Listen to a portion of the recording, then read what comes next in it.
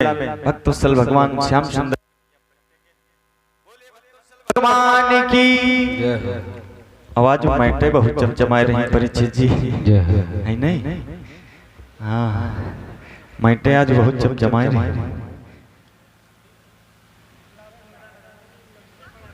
हाँ नहीं अब चौथी नहीं है तो आओ बंद हुई है।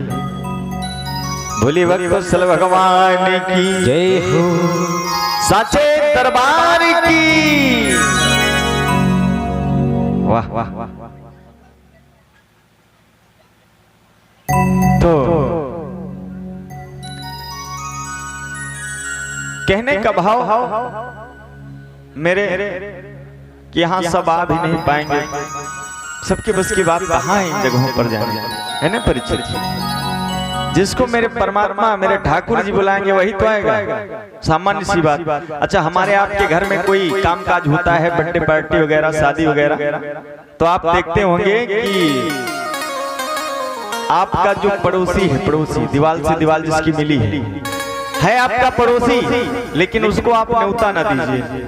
बर्थडे पार्टी हो आपके घर में और न्योता ना दो तो है पड़ोसी, लेकिन आपके घर नहीं आएगा, बच्चों को भी नहीं जाने देगा हैं। और जो उससे पूछो कह भैया यार तुम्हारे पड़ोस में बताओ उनके घिया दो वो बिहाव होवे और तुम गयो नहीं, तो बोलेगा हमारा न्योता ही नहीं।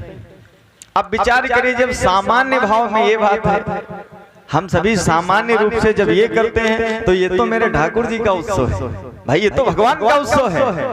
तो जिसको ये बुलाएंगे वही आ पाएगा, अब जी का न्योता ही नहीं देगा है, तो जिसको ही बुलाएंगे वही आ पाएगा।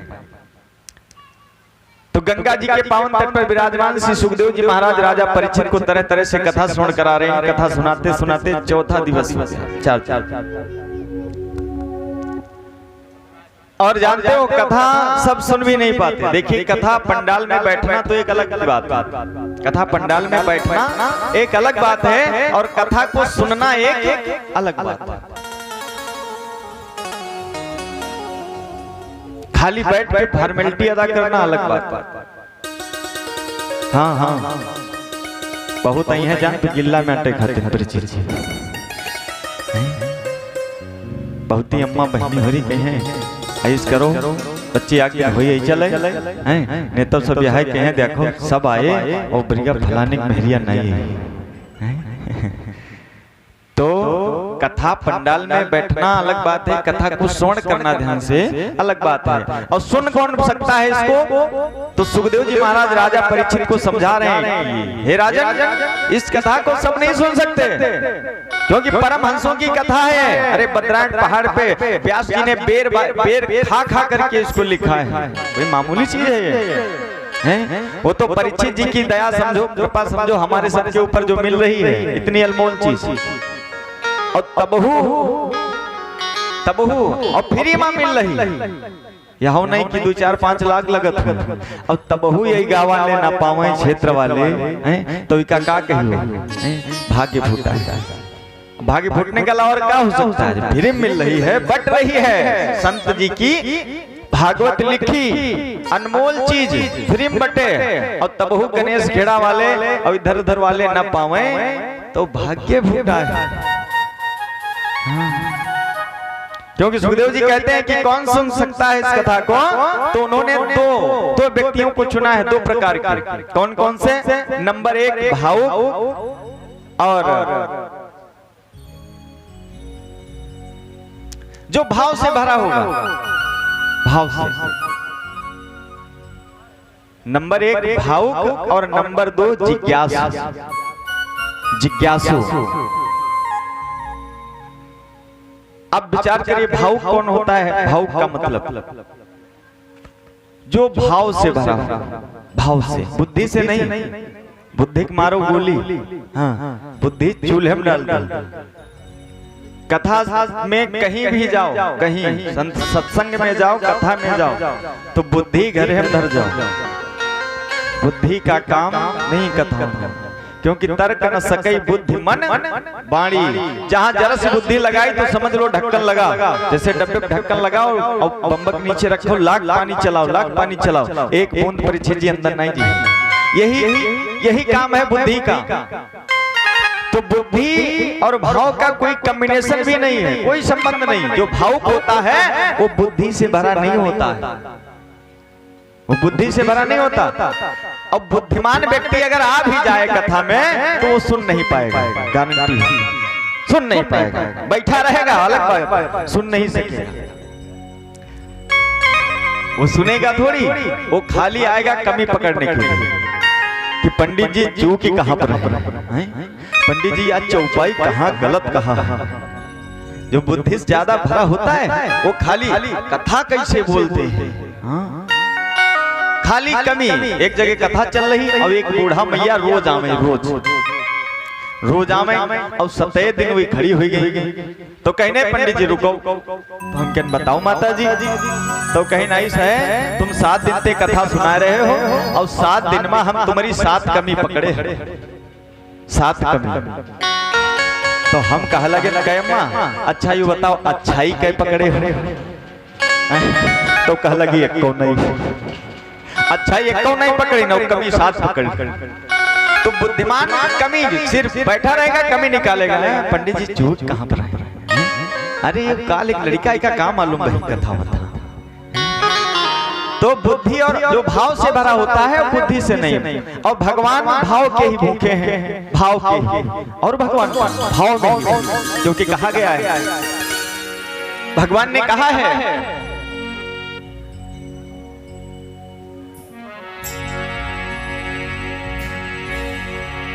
अरे भाव का भूखा हूं मैं, अरे भाव ही एक सार है।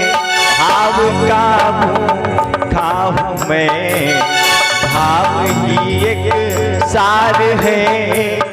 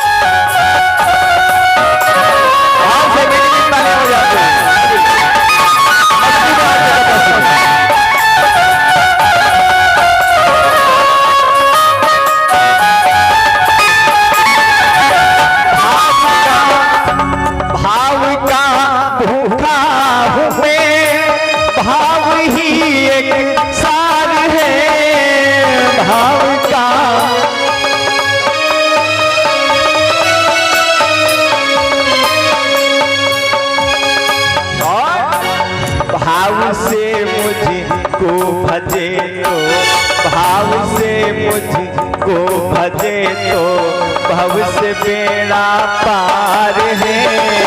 भाव से मुझको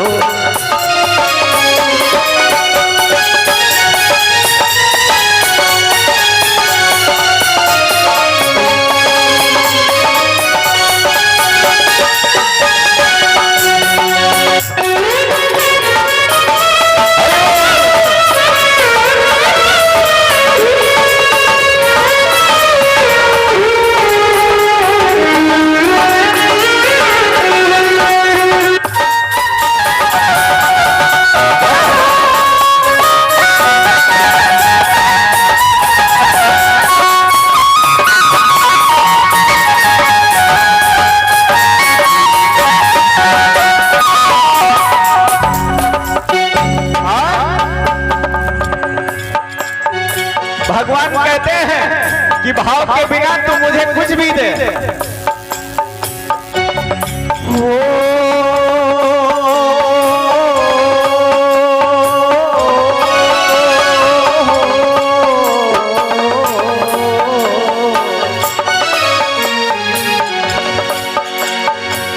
भाव बिन सब कुछ मुझे दे, मैं कभी लेता नहीं। भाव बिन सब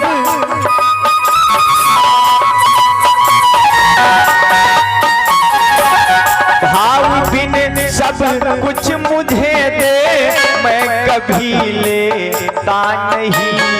और भाव से एक फूल दे, भाव से एक फूल दे वो भी मुझे स्वीकार है, भाव से फूल दे।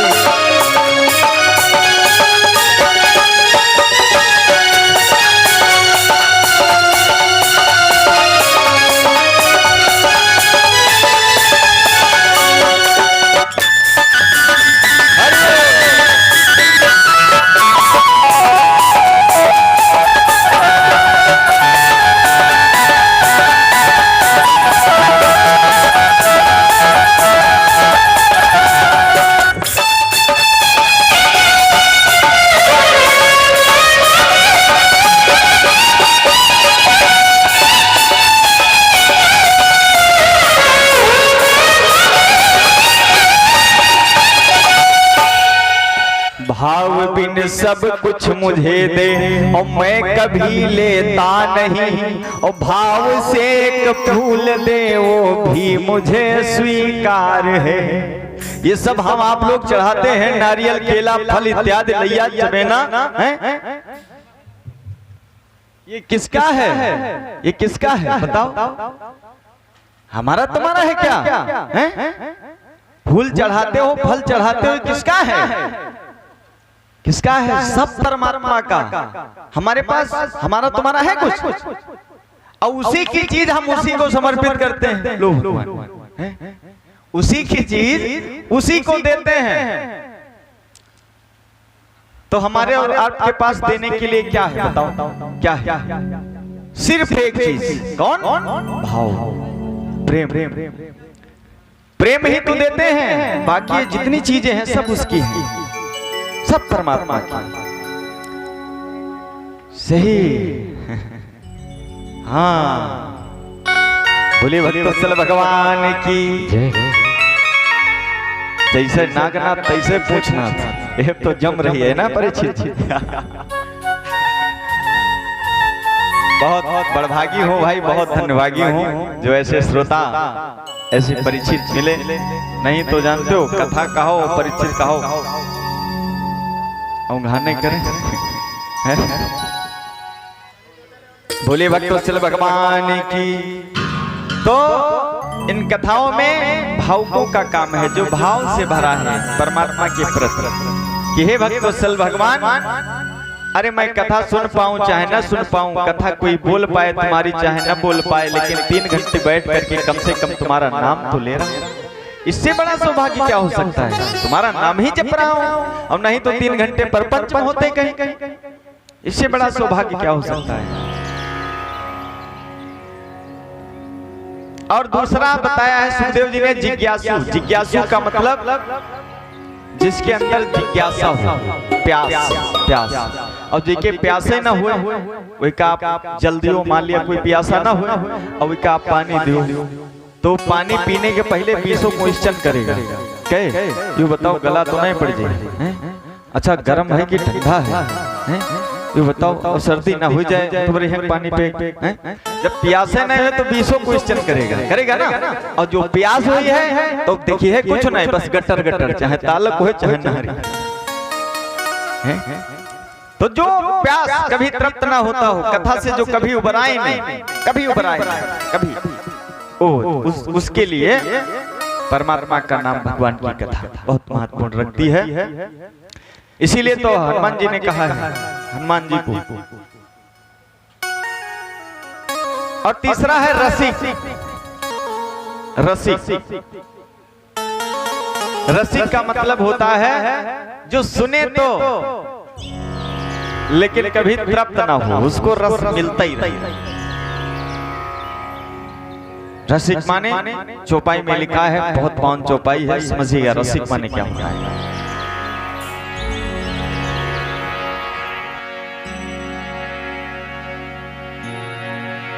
कि राम लखन हो अरे प्रभु चरित्र सुनिबे को रसिया।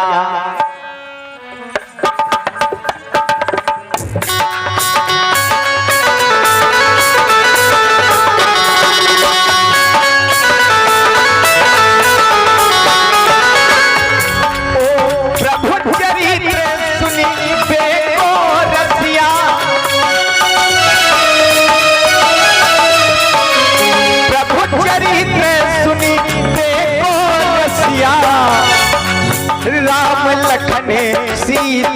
मन बसिया राम लखन सीता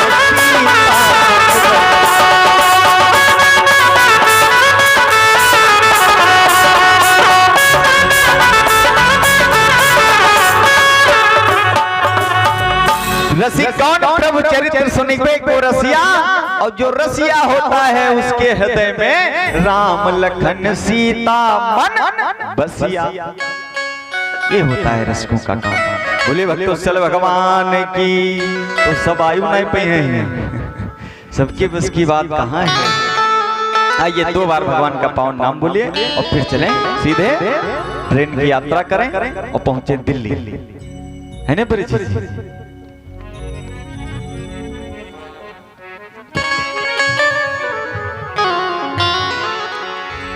तो भाव से सभी लोग बोलेंगे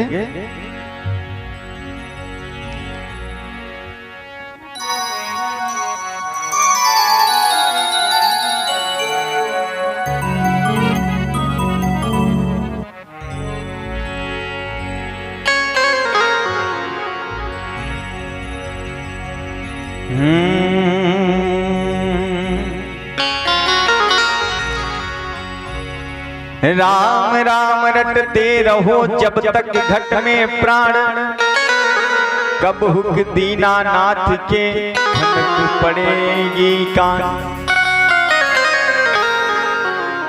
अरे राधा नाम की लगाई फूल बगिया, हो राधा नाम की लगाई फूल बगिया। पत्ता पत्ता श्याम बोलता राधा नाम की।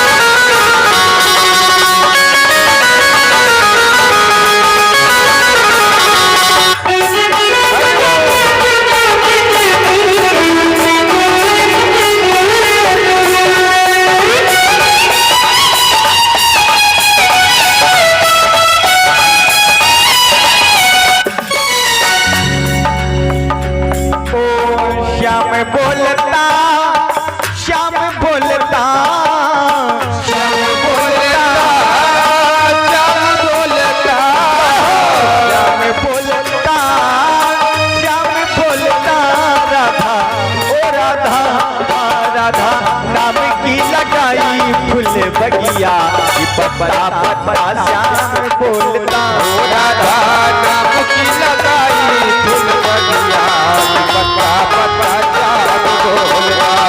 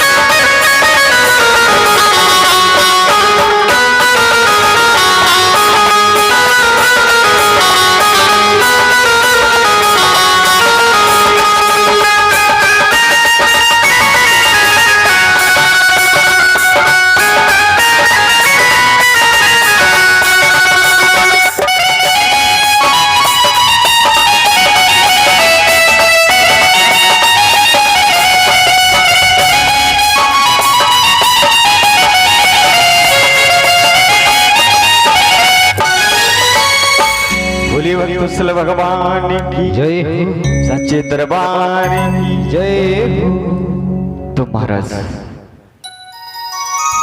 सुखदेव जी महाराज राजा परीक्षित को कथा सुन करा रहे। शाम की बेला में कथा चल रही थी कि देखिए किस प्रकार से मैया सती अपने तन का त्याग करती हैं। दूसरा जन्म का राजा हिमांचल के यहाँ हुआ और फिर नारद के वचनानुसार तपस्या करने के लिए जाती है भगवान शंकर को पाने के लिए। फिर उनका विवाह होता है शंकर जी से, और विवाह हुआ तब जाकर के दोबारा जब दोबारा विवाह हुआ तब जाकर के उनकी गृहस्थी सही से चलना शुरू हुई। क्योंकि कथाएं बहुत कथा हैं, बहुत विस्तार से कही जाएं, तो समय ज्यादा चाहिए और हम सभी को बहुत आगे बढ़ना है। तो आज मैया पार्वती भोले बाबा के पास आई, कैलाश पर्वत पे विराजमान हैं दोनों लोग, और पास में आई और भोले बाबा को देखा कि आज स्वामी बड़ा प्रसन्न लग रहे हैं, खुश प्रसन्न। तो मैया ने सोचा कि अब तो बढ़िया है, आज खुश भी हैं और आज इनसे मैं वही वाली बात पूछूं जो पहले पूछी थी, जिसका मुझे संदेह हुआ था कि दशरथ के बेटे हैं कि भगवान हैं। तो वही वाली बात सोचे पूछी, आज प्रसन्न भी हैं। तो मैया पार्वती पास में आई और भोले बाबा ने उनकी प्रशंसा की, धन्य धन्य गिरिराज कुमारी। और मैया ने, मैं संक्षेप में बताऊं, प्रश्न किया कि बाबा स्वामी मुझे आप आज कथा सुना। भोले बाबा बोले कथा? कहा हाँ। बोले कौन सी कथा? कहा वही राम कथा सुना दो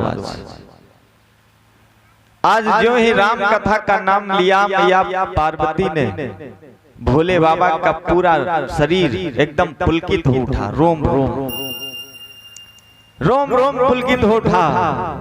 बहुत प्रसन्न हुए कि आज देखो मेरी पत्नी मुझसे कह रही कि मुझे भगवान की कथा सुनाओ।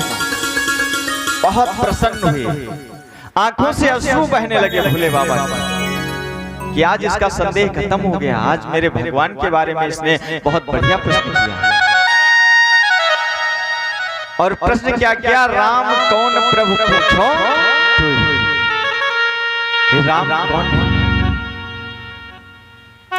तो भोले बाबा कहे अच्छा तुम राम कथा सुनना चाहते हो, ठीक है सुनो। और जिस कथा को तुमने पूछा है ना पार्वती, ये बहुत पावन कथा है, बहुत पावन कथा है।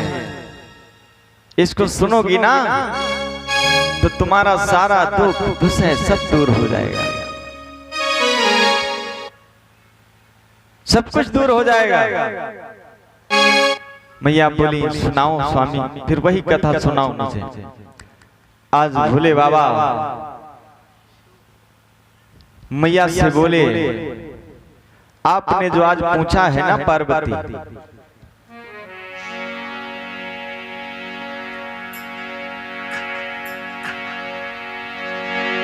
कि कथा जो सकल लोक हितकारी,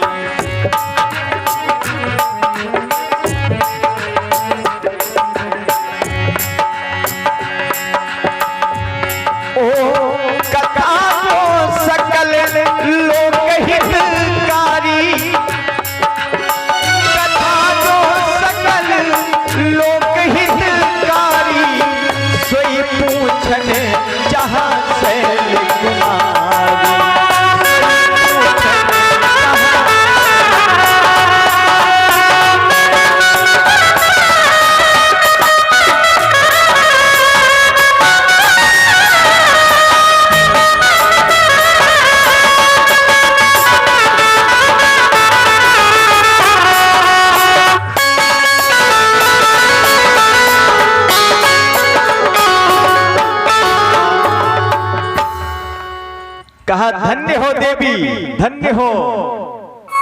अरे पूछे हूँ रघुपति कथा प्रसंगा,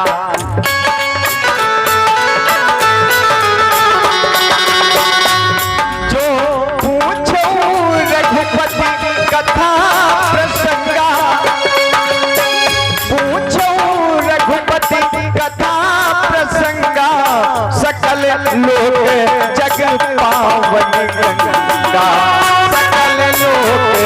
जग पावन गंगा।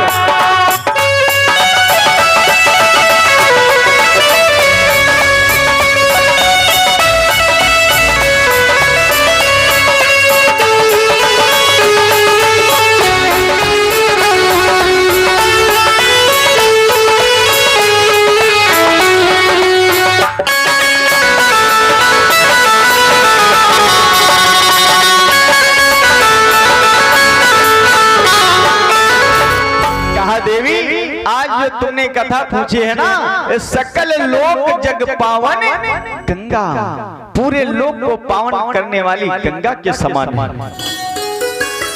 कथा को गंगा कहा गया है, गंगा सकल लोक जग पावन गंगा।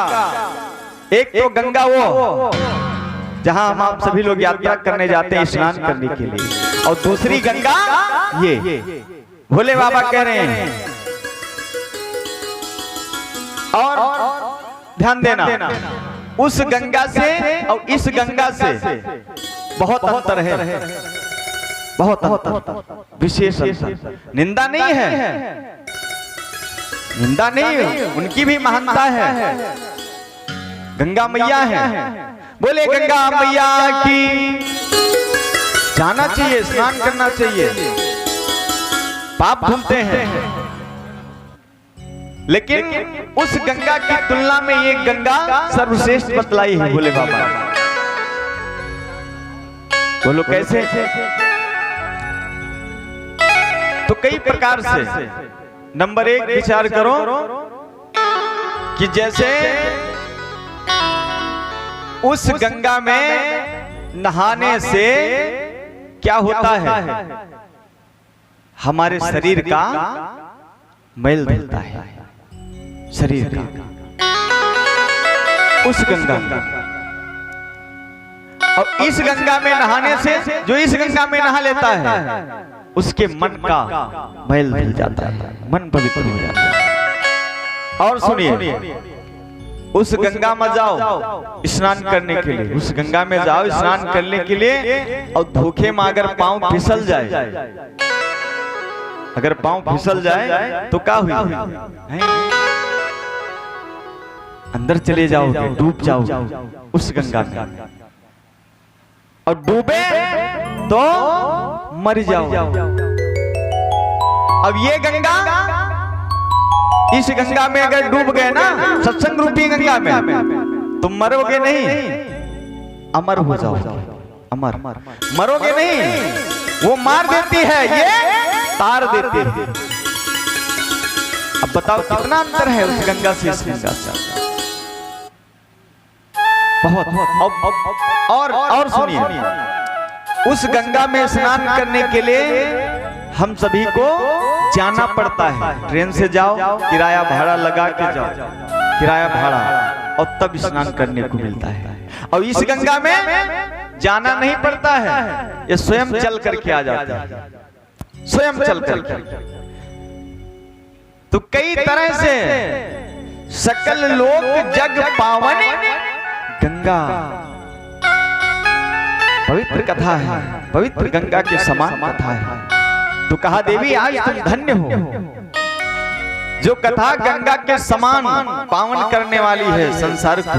उस कथा को आपने पूछा और भोले बाबा ने कहा देवी देखो, हरि अनंत हरि कथा अनंता। जैसे तुम कह रही हो कि मुझे पूरी कथा सुनाओ, राम कथा पूरी सुनाओ, तो कथा पूरी देवी देखो, कोई माई का लाल संसार में पैदा ही नहीं हुआ है जो पूरी कथा तुमको सुनाता, और ना कोई माई का लाल पैदा हुआ है जो पूरी कथा लिख दे, कोई पैदा ही नहीं हुआ। आप लोगों ने एक दोहा पढ़ा होगा, उस दिन बतला रहे थे कि सब धरती कागज करूं और लेखन सब बनराए, और सब समुद्र की मसी करूं हरिगुण लिखा न जाए। अथाह है। तो कहा देवी जितना मिले उतना लो, अब गंगा में स्नान करने जाओ तो स्नान करो, जितना पिपिया 2 पिपिया तुमको लाना हो लो यार, धरा आराम से। अब कोई लोटा बाल्टी लेके जावे कहे हम गंगा का पानी न पीते, तो उससे बढ़ के मूर्ख कौन हो? गंगा का पानी ना पियो, तो जितना मिले उतना लो। कहा देवी जी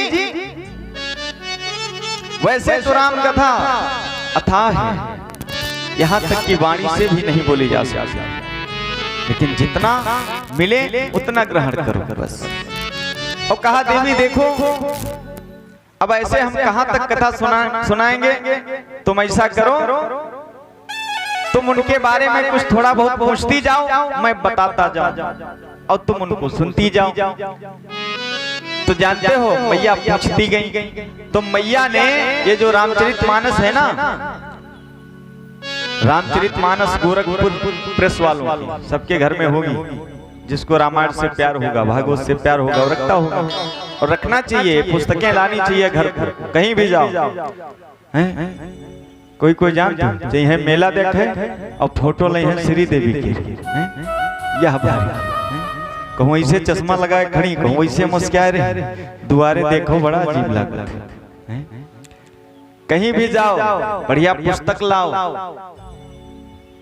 धर्म ग्रंथ है हमारे, सब घर में रखना चाहिए, उनको पढ़ना चाहिए, बच्चे हमारे पढ़ें, कुछ समझे, उससे कुछ सीख मिलेगी। हैं? और प्रियंका देवी की फोटो लगाए क्या फायदा है? तो इनको रखना चाहिए घर में। तो जो रामायण है ना, रामायण, इसमें मैया पार्वती ने 14 प्रश्न किए हैं भोले बाबा से, 14 प्रश्न, और उन 14 प्रश्नों का भोले बाबा उत्तर देते गए, तब जाकर के इतनी मोटी तैयार हुई, इतनी मोटी नहीं, 14 प्रश्न, सॉरी 14 प्रश्नों का उत्तर नहीं दिया है भोले बाबा ने, 14 में से मात्र 6 प्रश्नों का उत्तर भोले बाबा ने उस रामायण में दिया है, और तब 6 प्रश्नों का उत्तर दिए तब इतनी मोटी, और अगर 14 प्रश्नों का उत्तर देते तो इतनी मोटी, मात्र 6 प्रश्नों का उत्तर दिए, और मैया बस उसी में तृप्त हो गई, क्योंकि जिज्ञासु थी ना, रसिया थी, बस बस प्रभु बस बस बस करिए, अब मैं तृप्त हो गई। कहा कबीर मैं पूरा पाया, यह प्रसन्न हो गया। तो हरि अनंत हरि कथा अनंता, और कहें सुने बहुविध सब संता। तो भोले बाबा कहे देखो देवी पूछो क्या पूछना चाहती हूँ। तो मैया पूछती जा रही हैं, कई प्रश्न करती हैं, तो मैं संक्षेप में बताऊं। दूसरा प्रश्न मैया ने जन्म के बारे में किया कि भक्त वत्सल भगवान मर्यादा पुरुषोत्तम कब आए और क्यों आए, कैसे आए और कहां आए। तो भोले बाबा कहे देवी बहुत अच्छा प्रश्न किया है। तो देखो इनके जन्म के विषय में अनेक कारण हैं देवी, क्यों आए क्यों आए क्यों आए, अनेक कारण। अब कहां तक हम बताएं आपको, कहां तक वर्णन करें। तो ऐसा है देवी कि जन्म एक दुई कहाऊ बता,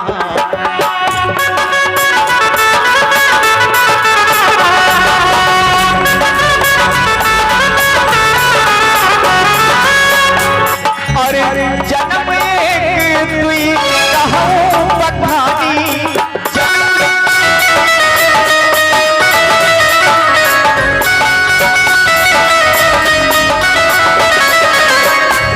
अरे सावधान सुन सुमति भवानी, सावधान सुन सुमति भवानी।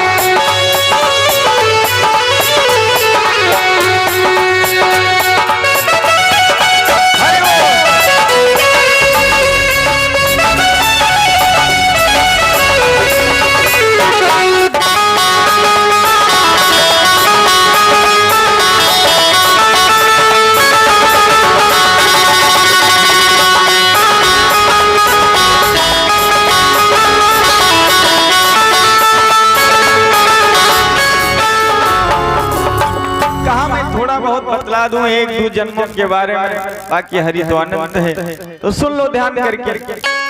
और सुमति, सुमति लगा करके सुनना, सुमति यानी सुंदर मति को लगा करके सुनना, बुद्धि नहीं। बुद्धि लगाए तो फिर नहीं सुन पाओ। कहा ठीक है स्वामी। भोले भक्तोत्सल भगवान की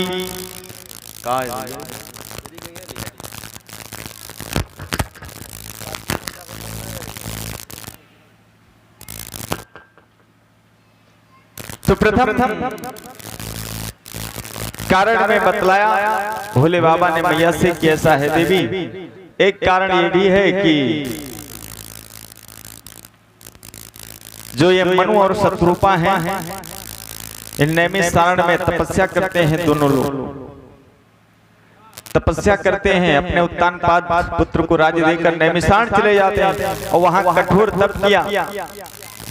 तो जब तप किया तो भगवान प्रसन्न हुए, बोले क्या चाहिए तुमको मनु जी से? तो मनु जी ने कहा कि ऐसा है, मुझे आपके समान पुत्र चाहिए। शत्रुपा के पास गए, बोले देवी तुम भी कुछ मांग लो, तपस्या तुम भी किए हो। तो उन्होंने कहा कि जो मेरे स्वामी ने कहा है आप वही करिए, मैं भी चाहता हूं। तो भगवान कहे ठीक है, अब अभी तो नहीं आऊंगा, अभी आप लोग जाइए इंद्रपुरी अमरावती और वहां कुछ दिन निवास करिए, और फिर जब आप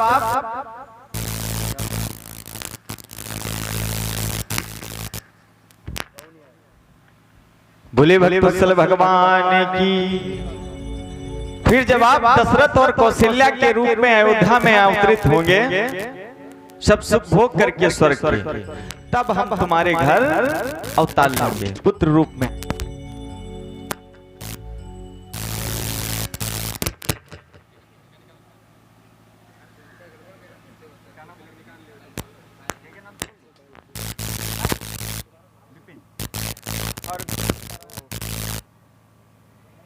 बंद कर दो भैया, चले का